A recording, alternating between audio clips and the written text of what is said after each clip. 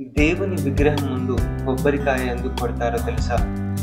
మనం గుడికి వెళ్ళినప్పుడు దేవుని విగ్రహం ముందు కొబ్బరికాయ కొడుతుంటాం.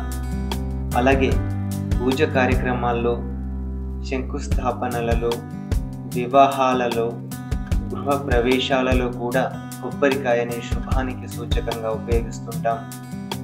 దీని వెనుకున్న అంతరార్థం ఏంటంటే, సనాతన ధర్మంలో కొబ్బరికాయకు చాలా విశిష్టత ఉంది. దీన్ని మానవ శరీరానికి ప్రతీకగా చెప్తారు.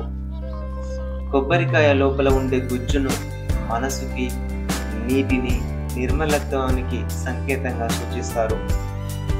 పీచుని మాత్రం అహంకారంగా భావిస్తారు. దీని ప్రకారం మనిషిలోని అహంకారాన్ని విడిచిపెట్టి నిర్మలంగా తనని తాను భగవంతునికి సమర్పించుకుంటున్నాననే భావన కలగడం కోసమే కొబ్బరికాయను కొడతారని ఆధ్యాత్మికవేత్తలు చెబుతున్నారు.